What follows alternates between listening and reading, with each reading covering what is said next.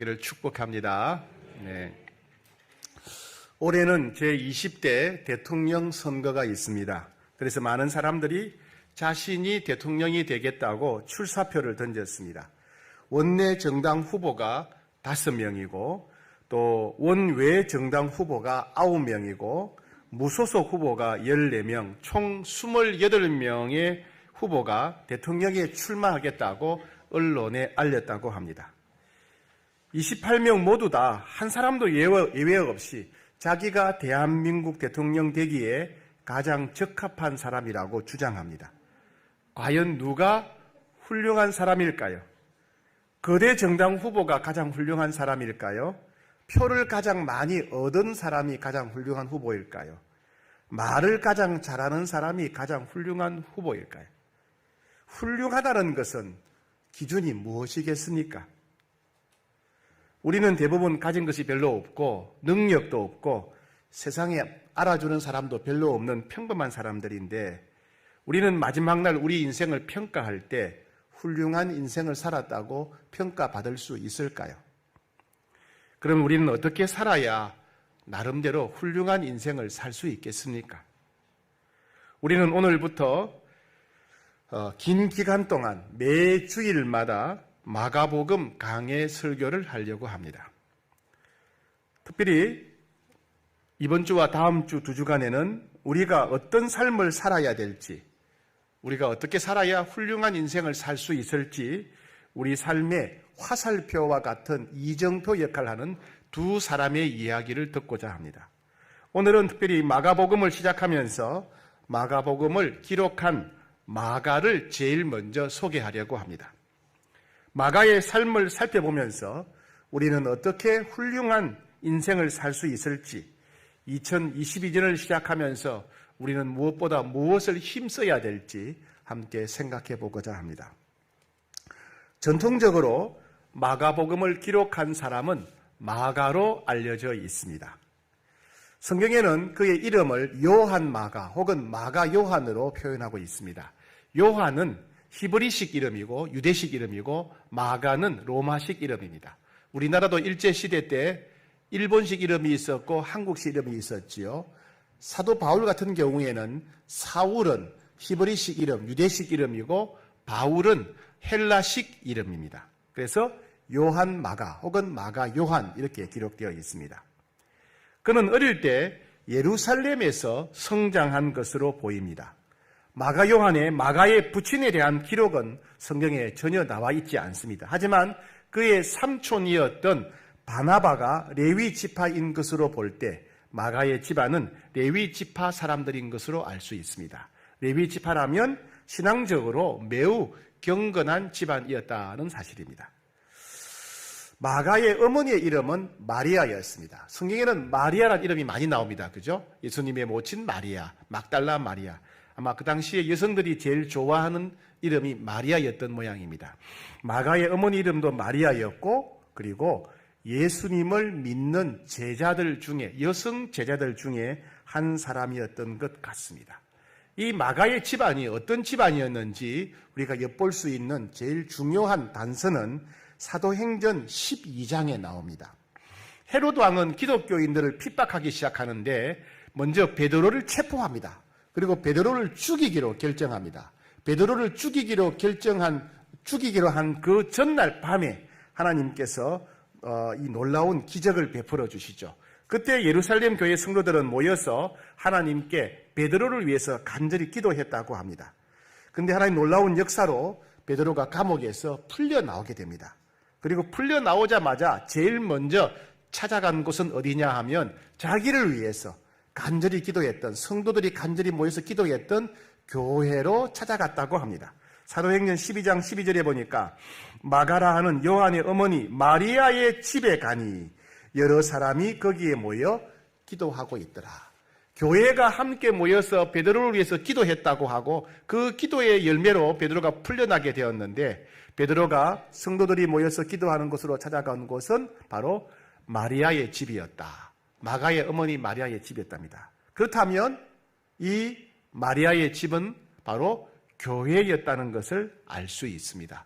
초대교회 성도들은 교회인 마가의 집, 마리아의 집에 모여서 간절히 밤을 새워서 기도하고 있었던 것입니다. 따라서 대부분의 전통적인 학자들은 이 집, 즉 마가의 어머니의 집에 큰 다락방과 같은 곳이 있었다. 저택이죠. 큰 집이고 큰 다락방이 있었다고 봅니다. 그리고 이 마가의 다락방, 마리아의 다락방에서 예수님과 제자들은 최후의 만찬을 가졌던 것 같습니다. 그리고 예수님 성천하신 이후에 120명의 제자들이 함께 모여서 성령을 기다리며 기도했는데 그 장소가 120명의 제자들이 모여서 기도했던 장소가 바로 마가의 집 마리아의 다락방이었습니다. 그리고 오순절 성령 강림의 역사가 일어났던 곳 바로 마가의 집 다락방이었습니다. 그리고 그 이후에 이 마가의 집 다락방에서 최초의 예루살렘 초대교회가 시작되었습니다.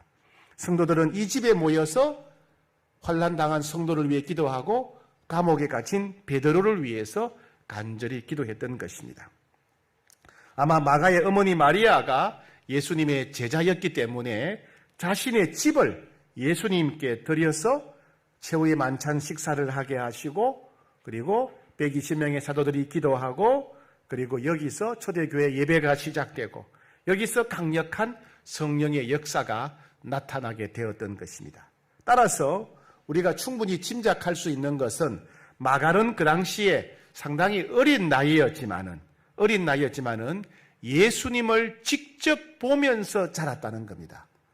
마가는 자기 집에 오신 예수님을 직접 배웠고 예수님의 설교를 직접 들었고 예수님이 베푸시는 각종 기적을 보았을 것이며 어쩌면 최후의 만찬 자리에 가까이에 갔을 것입니다.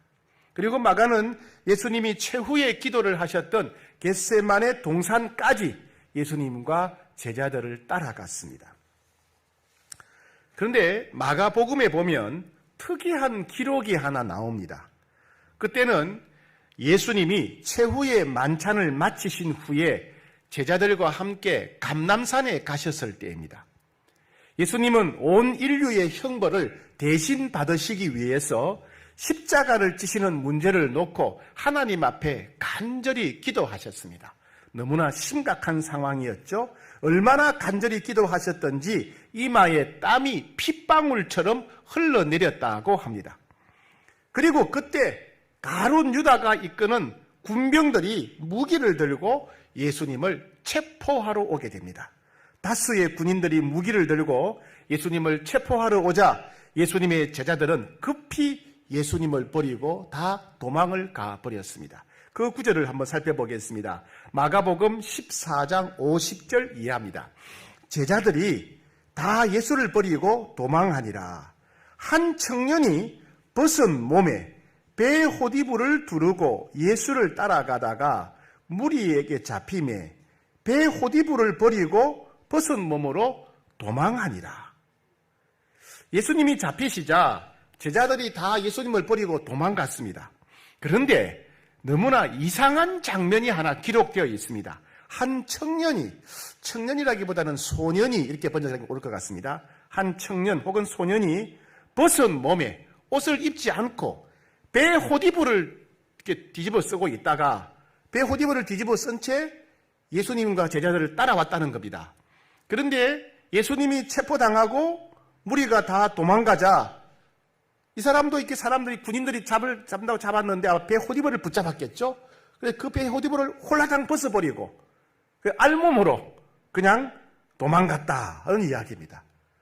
참 우스꽝스러운 모습이죠, 그죠? 예, 이것은 마태복음에는 기록이 없어요. 누가복음에도 없고요, 요한복음에도 없고 마가복음에만 이 사건이 기록되어 있습니다. 너무 우스꽝스러운 모습입니다. 여러분 이 구절을 볼 때 한 청년이 벗은 몸에 배 호디부를 두르고 있다가 그걸 버리고 도망갔다. 감동이 됩니까? 무슨 영적인 도전이 됩니까? 근데 왜 이렇게 아무런 영적인 감동이나 도전이 되지 않고 우스꽝스러운 모습을 이 성경에다가 기록해 놓았겠습니까? 많은 학자들은 마가복음을 기록한 마가가 바로 그 주인공이었을 것이다 추측합니다. 마가는 그때 그 사건이, 그 장면이 너무나 충격적으로 그의 머리에 남아 있었기 때문에 기록했습니다. 이 베호디불은 세마포를 가리키는 것으로 당시에는 고가의 수입품이었다고 합니다. 부유한 집이 아니고서는 이것을 이불로 쓸 만큼 넉넉하게 가질 수 없었다는 것입니다. 그렇다면 제자들을 비롯한 일반 서민들은 이것을 이불로 사용할 수가 없었습니다. 당시 예루살렘에서 상당한 부를 누렸던 마가만이 이 이야기의 주인공일 가능성이 높습니다.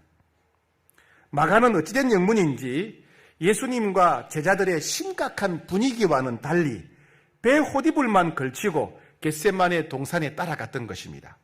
아마 잠을 자다가 얼떨결에 예수님과 제자들 그리고 어머니를 따라서 감람산에 간 게 아닌가 그렇게 생각이 됩니다. 그러다가 군병들이 예수님을 체포하려고 하자 혼비백산에서 베호디불을 던져버리고 알몸으로, 벗은 몸으로 도망했던 것입니다. 마가가 이 사건을 왜 기록했을까요? 자기의 부끄러운 이야기, 너무나 우스꽝스러운 이야기, 어떻게 보면 남들이 볼 때 아무런 영적인 감동이 되지 않는 이야기를 마가가 왜 기록했을까요? 그것은 자신이 그때 어떤 모습이었는가를 솔직하게 고백하려고 하는 것입니다. 그는 처음 자랄 때 부유한 환경에서 자랐습니다. 그리고 어머니가 예수님의 제자였기 때문에 예수님을 가장 가까이에서 배웠습니다. 예수님의 음성, 예수님의 설교를 직접 들었습니다. 기적을 베푸시는 예수님의 행동을 가장 가까이에서 뵀습니다. 그러나 그것을 자랑하려고 하는 것은 결코 아닙니다. 마가가 이 사건을 통해서 말하고자 하는 바는 무엇이냐 하면 자신은 그렇게 예수님을 가까이에서 배웠고 그렇게 직접 예수님의 말씀을 들었고 그렇게 눈앞에서 예수님의 기적을 봤지만은 예수님이 어떤 분이신지 잘 몰랐었다 하는 이야기를 하고 있는 겁니다. 심지어 예수님이 모든 인류의 형벌을 대신 받으시기 위해서 십자가를 지시기로 결단하며 최후의 기도를 하시는 순간에도 마치 산책 가듯이 호디불을 듣고 그냥 아무 생각 없이 따라다녔다 이 얘기를 하는 겁니다. 예수님이 체포당하시는 순간에 목숨을 걸고 저항하며 싸우기는커녕 몸을 감싸고 있던 호디불을 훌르덩 벗어버리고 알몸으로 도망치는 정말 한심하고 부끄러운 사람이었다. 그게 자신이라고 얘기하고 있는 것입니다. 누구보다도 예수님 가까이에 있었지만은 예수님이 어떤 분이신지 왜 십자가를 지셨는지 눈꼽만큼도 알지 못했던 한심한 사람이 바로 자기 자신이었다. 그런 고백을 하는 것입니다.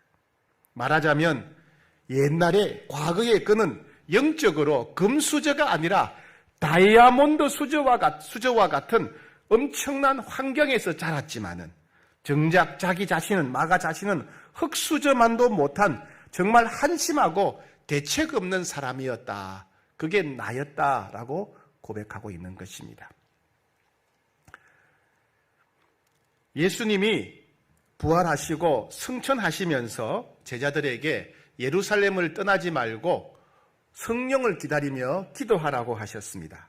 그래서 약 120명의 제자들은 마가의 집, 마가의 어머니 마리아의 집 다락방에 모여서 간절히 기도했습니다. 약 10일 정도 기도했을 때 성령님이 임하셨습니다. 최초의 오순절 성령 강림 사건이죠. 모든 제자들은 성령으로 충만해졌고 그들은 담대히 예루살렘에 나가서 복음을 전했습니다. 하루에 3,000명, 어떤 데는 5,000명의 사람들이 회개하고 예수님을 믿게 되었습니다. 나중에 기독교에 대한 대대적인 박해가 일어났을 때 제자들은 사방으로 흩어져서 복음을 전했고 이때 마가의 집, 마리아의 집 다락방에서는 박해받는 성도들을 위해서 모여서 간절히 기도했습니다. 그 기도의 결과 감옥에 갇혔던 베드로가 풀려나게 되었습니다. 마가는 이와 같이 예수님이 이 땅에 계실 때뿐만 아니라 예수님이 부활하시고 승천하신 뒤에 오순절 성령 강림 사건이 일어날 때 그 현장 한가운데 있었습니다. 왜요? 자기 집에서부터 오순절 성령 강림 사건이 일어났기 때문에 그렇습니다. 그리고 예루살렘 초대교회가 시작될 때 한가운데 있었습니다. 왜요? 자기 집에서 예배가 시작되었기 때문에 그래요. 틀림없이 마가도 성령 충만을 경험했을 것입니다.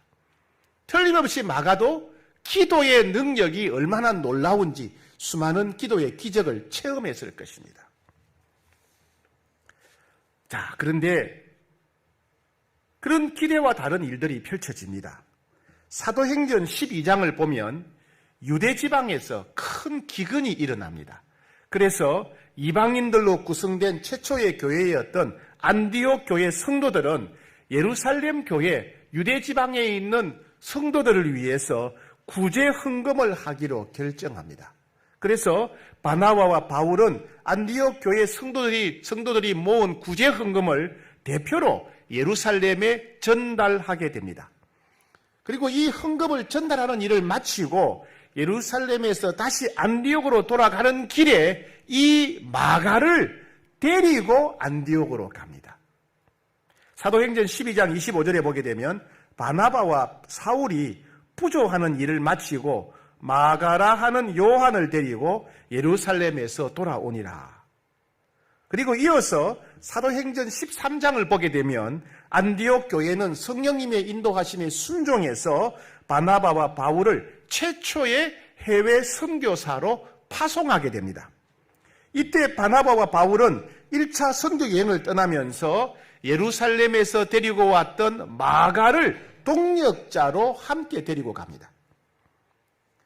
마가는 앞에서 설명드린 대로 어릴 때부터 예수님을 직접 배웠습니다. 예수님의 설교를 직접 들었어요. 예수님의 각종 기적을 앞에서 봤습니다. 그리고 제자들과 예수님의 그의 집에서 모여서 최후의 만찬을 했고, 예수님 승천하신 다음에는 제자들이 그의 집에서 모여 기도하다가 오순절 성령 강림을 체험했습니다. 그의 집에서 초대교회 예배가 시작되었어요. 그의 집이 최초의 초대교회였습니다. 박해를 받을 때도 온 성도들이 그의 집에서 모여서 기도했고, 그 기도의 응답으로 수많은 기적을 체험했습니다. 그러니 누가 보더라도 이 마가는 선교사를 위해서 오랫동안 하나님이 준비한 사람처럼 보였습니다. 선교사로 파송되기에 너무나 적합한 사람이 바로 마가였다는 것을 알 수 있습니다. 바울과 바나바는 처음에는 구브로에 가서 복음을 전합니다. 이 구브로는 바나바의 고향입니다. 아마 마가의 친척도 있었겠지요. 거기서의 사역은 순탄했습니다. 그런데 구브로를 지나서 이제 배를 타고 터키 대륙에 도착합니다. 그곳은 밤빌리아 지방의 버가였습니다. 그런데 여기서 밤빌리아 버가부터 높은 산맥이 시작됩니다. 여러분, 우리나라도 보면요, 우리나라 서쪽은 좀 완만하지만은 속초나 강릉에서 보게 되면 바로 그냥 태백산맥이 시작되지 않습니까? 그것처럼 이 밤빌리아 버가에서는 바로 높은 산이 시작돼요. 터키 내륙 지방에 있는 그 고대 산맥이 바로 이 버가에서부터 시작되는 거예요. 도착하자마자 앞에 큰 산맥, 산악 지형이 가로막혀 있는 겁니다. 그리고 거기에는 각종 산적 떼들이 출몰하고 있었습니다. 이때 마가는 더 이상 이렇게 지낼 수 없다, 더 이상 이렇게 위험하게 살 수 없다고 해서 그냥 포기하고 예루살렘에 있는 집으로 돌아가 버립니다. 아마 온실 같은 부유한 집안에서 곱고 유약하게 자란 탓인지 선교사로서의 험한 생활을 도무지 감당할 수 없었던 것 같습니다. 비록 마가가 남다르게 훌륭한 영적 토양에서 자랐지만은 거칠고 힘든 환경을 이겨낼 만한 힘이 아직은 없었던 것 같습니다. 여러분, 우리가 일을 할 때, 일이 잘 될 때 한 사람이 빠지면 그런가 보다 이렇게 생각합니다. 그런데 일이 어렵고 힘들 때 누군가가 빠지면 더더욱 힘이 빠지고 낙심하기 마련입니다. 함께 선교 여행을 떠났던 마가가 예루살렘 집으로 돌아가 버렸을 때 바울과 바나바는 크게 실망하고 낙심하게 되었을 것입니다. 마가가 떠난 뒤에 바울과 바나바는 터키의 내륙 지방 우리가 알고 있는 갈라디아 지역에 가서 열심히 복음을 전했습니다. 이고니온과 루스라에서는 유대인들이 폭동을 일으켰고 바울은 돌에 맞아서 죽을 뻔했습니다. 그럼에도 불구하고 안디옥과 그리고 이고니온과 루스드라 더베에 복음을 전하고 각 도시마다 교회를 세웠습니다. 결국 바울과 바나바는 그들을 파송했던 모교의 안디옥 교회로 돌아왔을 때 온 성도들이 그들의 선교 보고를 듣고 크게 기뻐했습니다. 근데 그 무렵에 사도행전 15장에 보면 예루살렘에서 제1차 공의회가 열립니다. 제1차 공의회는 뭐냐면 전 세계에 있는 기독교 지도자들이 모여서 중요한 결정을 했습니다. 그래서 바울과 바나바도 예루살렘에 있는 그 공의회, 지도자 회의에 참석하게 됩니다. 사도행전 15장에 나오지요. 바울과 바나바는 그때 예루살렘에 가서 그들이 1차 선교 여행을 통해서 이방인의 땅이었던 안디옥, 이고니온, 루스라, 더베에 가서 어떻게 복음을 전했고 어떻게 많은 사람들이 예수님을 믿게 되었고 어떻게 교회가 세워졌는지 도시마다 교회가 세워졌는지를 간증합니다. 선교 보고를 합니다. 그 자리에 와 있던 지도자들은 큰 감동과 충격을 받습니다. 그리고 당시 교회의 지도자들은 하나님께서 이방인 선교를 위해서 바울과 바나바를 귀하게 사용하신다면서 하나님께 크게 영광을 돌렸습니다. 여러분, 틀림없이 마가도 그 자리에 있었을 겁니다. 왜냐하면 마가의 집이 예루살렘이고 그 지도자 회의가 열리는 장소, 예루살렘 교회가 바로 자기 집이기 때문입니다. 마가는 바울과 바나바의 선교 보고를 들으면서 얼마나 마음이 복잡했을까요? 한편으로는 참 가슴이 벅차올랐을 것입니다. 그 여행이 얼마나 위험한 여행인지 너무나 잘 알기 때문입니다. 그렇게 위험한 상황에서도 하나님께서 놀랍게 역사하셨다는 사실 앞에 큰 충격을 받았습니다. 동시에 마가는 바나바와 바울의 선교 보고를 들으면서 얼마나 부끄럽고 미안했을까요? 그것뿐이 아닙니다. 바울과 바나바가 1차 선교 여행을 떠날 때 마가가 함께 갔다는 사실을 예루살렘 교회 성도들도 알았을 것입니다. 그렇다면 예루살렘 교회 성도들도 바울과 함께 선교 여행을 떠난 마가를 위해서 집중적으로 중보 기도를 했을 것입니다. 그렇죠, 그죠? 우리도 선교사님이 기도하지 않습니까? 그런데 그만 중간에 마가가 돌아와 버린 거예요. 자기들은 선교하고 있는 마가를 위해서 기도하는데 마가가 중간에 불쑥 나타나 버린 겁니다. 자, 그럴 때 이런 상황에서 바울과 바나바가 선교 보고를 합니다.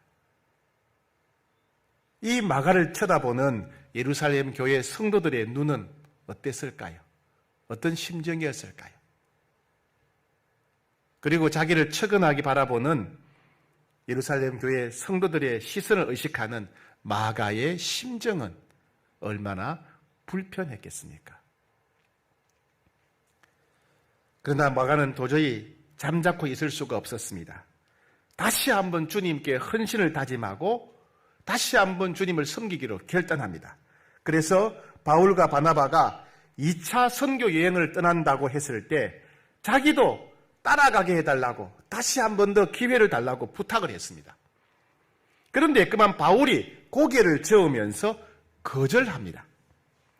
중대한 사명을 저버리고 등을 돌렸던 사람은 선교 여행에 심각한 영향을 주기 때문에 절대로 함께 갈 수 없다고 바울이 강력하게 거절합니다.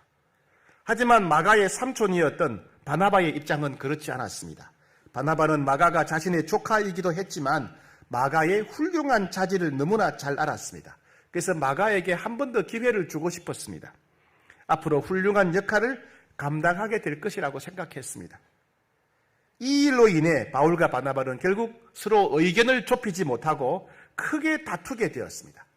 결국 바울은 마가 대신에 실라라고 하는 사람을 데리고 갈라디아 지역으로 갔습니다.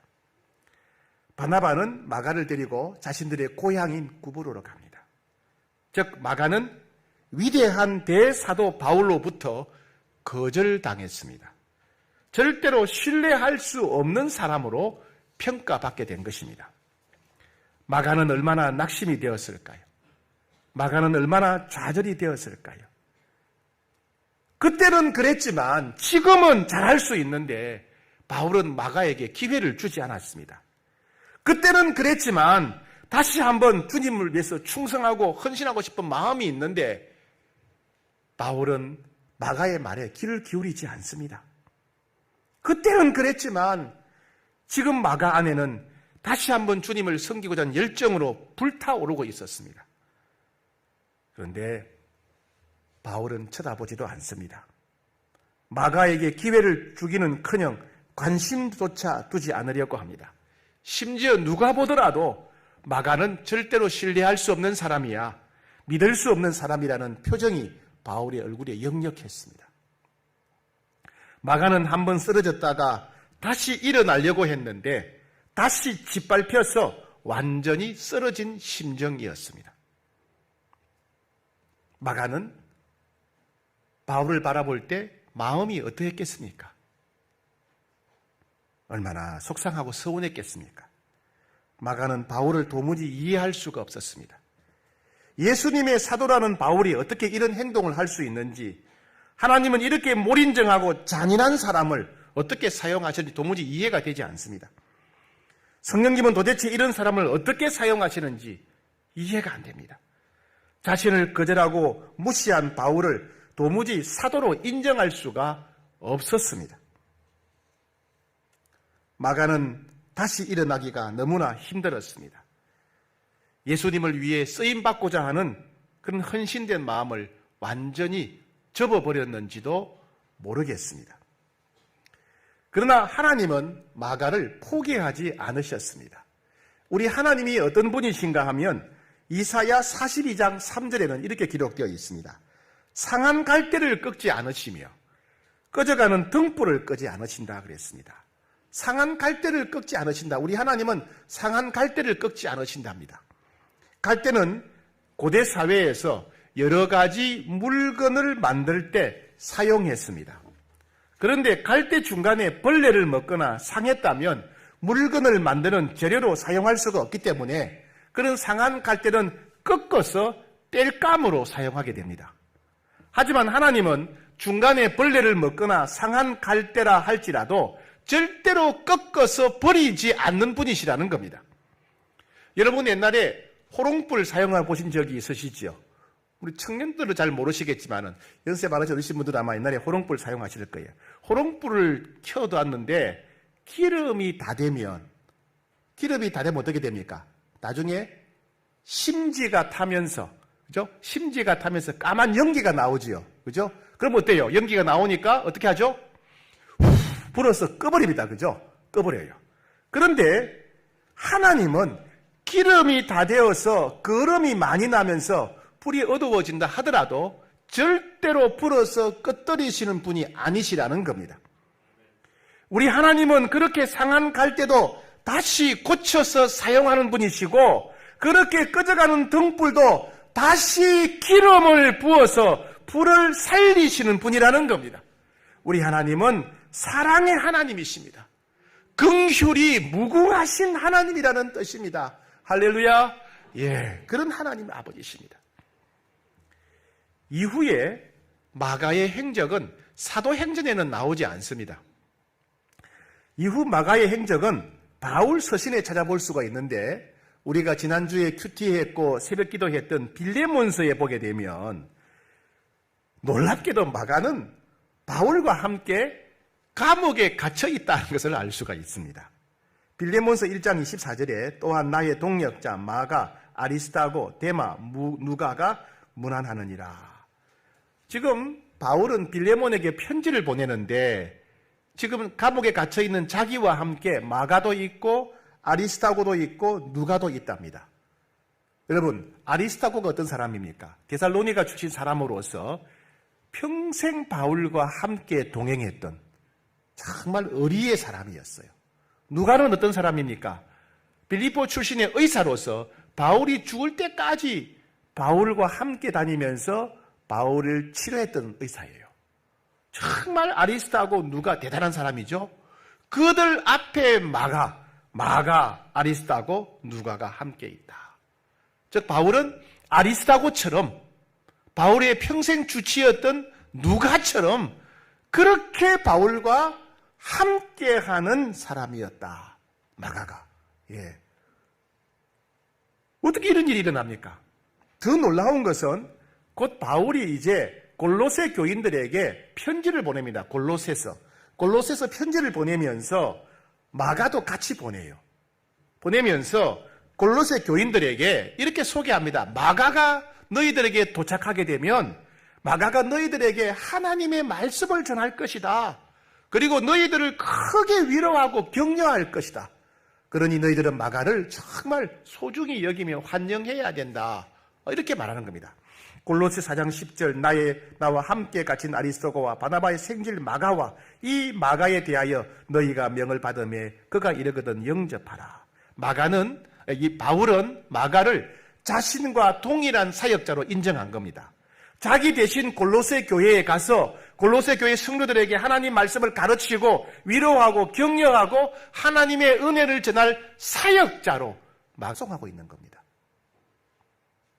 더 놀라운 것은 바울이 순교하기 직전에 기록한 디모데 후서를 보게 되면 바울은 마지막 죽음의 순간까지 마가를 훌륭한 동역자로서 높이 평가하고 있다는 것을 알 수 있습니다. 디모데 후서 4장 11절에 이렇게 나옵니다. 이게 어찌된 일입니까? 원래 마가는 바울을 버리고 1차 선교 여행 때 집으로 되돌아갔던 사람입니다. 그죠? 2차 선교 여행 때는 바울이 마가는 절대로 믿을 수 없는 사람이라고 단정했고 절대로 마가와 함께 일할 수 없다고 했습니다. 그런데 어찌된 일인지 이들의 관계가 회복되었습니다. 우리가 알지 못하는 어떤 과정을 통해서 바울은 마가를 용서하게 되었고 마가를 인정하고 소중히 여기며 평생 동역자가 되었다는 것입니다. 마가 또한 바울을 신뢰하고 존경하는 동역자가 되었습니다. 이 과정에 어떤 일이 있었는지 우리는 잘 알 수가 없습니다. 그러나 분명히 하나님께서 역사하셔서 상한 갈대를 꺾지 않으시고 꺼져가는 심지를 끄지 않으시는 하나님께서 마가를 고쳐주시고 변화시켜 주셨던 겁니다. 그리고 바울과 마가와의 깨어진 관계도 회복시켜 주셨던 것입니다. 결국 두 사람은 감옥까지 함께 가고 어떤 상황에서도 서로를 절대적으로 신뢰하고 헌신하는 충성된 관계가 되었습니다.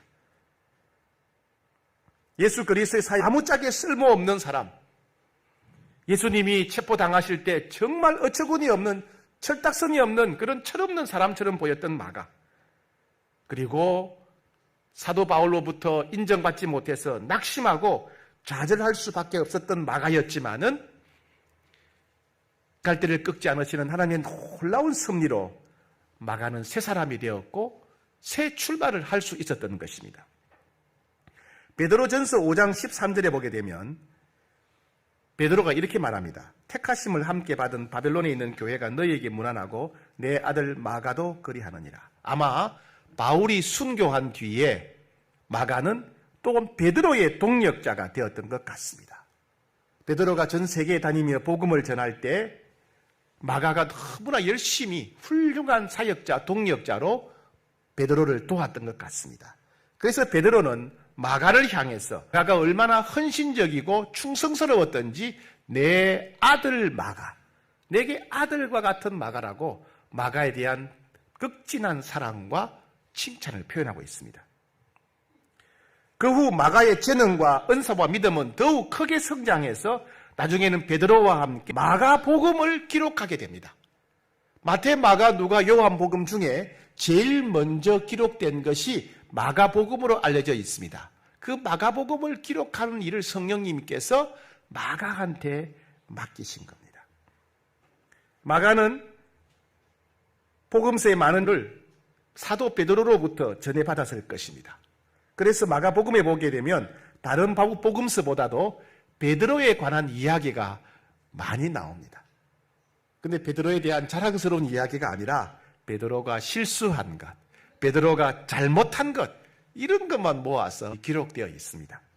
그래서 마가복음은 별명이 있어요. 베드로의 복음이라고 하는 별명이 있습니다. 자, 그 이후에 아마 베드로도 죽었겠죠. 순교했겠죠. 그 이후에 마가는 이집트 알렉산드리아에 가서 복음을 전합니다. 이방인들로 갔던 이집트에 수많은 사람이 마가를 통해서 예수님을 믿게 되었고 교회가 세워지게 됩니다.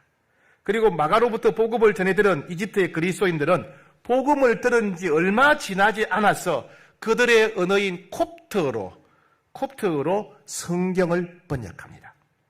마가는 성경을 콥트어로 번역하는데 중요한 역할을 했을 것입니다. 서기 700년경에 중동과 아프리카가 모두 이슬람에 의해서 정복당합니다.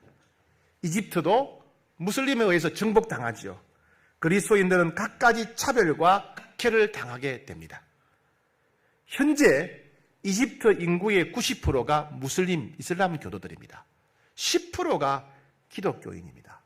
놀랍게도 2000년 동안 무슬림이 지배하는 1300년 동안 마가가 전했던 그 복음을 한결같이 순결하게 지키며 믿고 살고 있는 그리스도인들이 남아 있습니다. 놀라운 일이지요.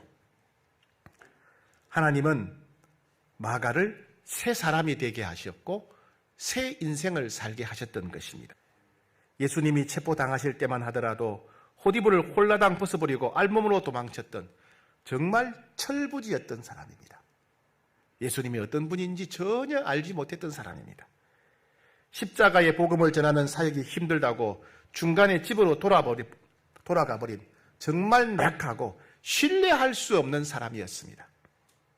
그런데 한번 상한 갈대였던 마가, 꺼져가는 등불과 같은 마가는 하나님의 놀라우신 은혜로 다시 새 사람이 되었고 새 인생을 살게 된 것입니다.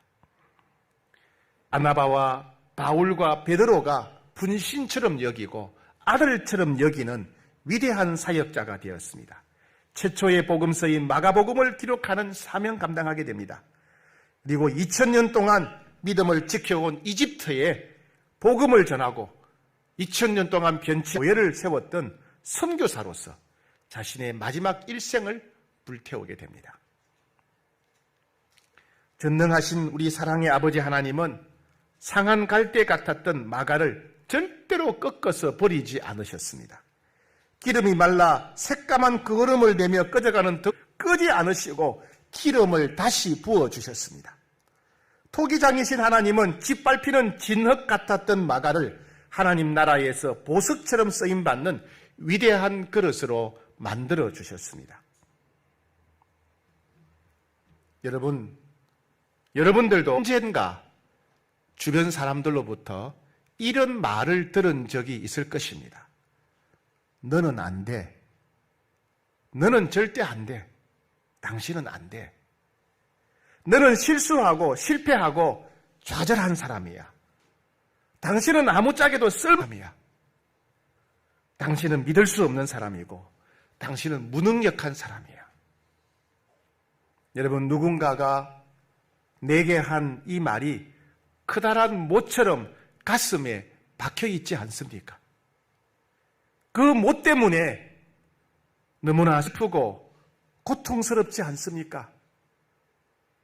내 가슴에 박힌 커다란 못이 내 운명과 내 인생을 땅바닥에 고정시켜 놓은 것 같지 않습니까? 그런 우리에게 긍휼이 무궁하신 우리 아버지 하나님께서 말씀하십니다. 내 사랑하는 아들아, 내 딸아, 사람은 누구나 남다른 어려움 때문에 넘어질 수 있단다.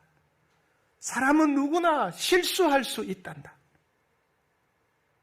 다른 사람 어느 누가 했던 말이 너의 발에 족쇄를 채울 수 없고 너를 바닥에 못 박을 수 없단다.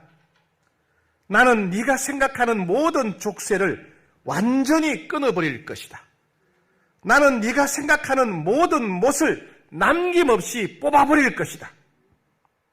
너는 나와 함께 한 걸음 한 걸음 다시 걷게 될 것이다. 내가 새 힘을 주겠다. 내가 너를 도와주겠다. 내가 너에게 지혜를 주겠다. 또다시 네가 넘어지게 되면 내가 너를 안아서 일으킬 것이다. 네가 회복될 때까지 내가 너를 업고 걸어갈 것이다. 일어나 나와 함께 다시 걸어가자구나. 일어나 나와 함께 다시 시작하자구나. 내 혼자서는 못하겠지만 나는 너와 함께 세상 어딘지 갈 수 있단다. 네가 뛰기를 원한다면 내가 너를 뛰게 할 것이다. 네가 날기를 원한다면 네가 하늘을 자유롭게 날 수 있도록 내가 도와줄 것이란다. 이렇게 말씀하십니다. 여러분, 표를 아십니까? 우리에게 길을 안내하고 방향을 안내하고 목적지를 안내하는 화살표. 그 화살표 하나가 얼마나 중요합니까?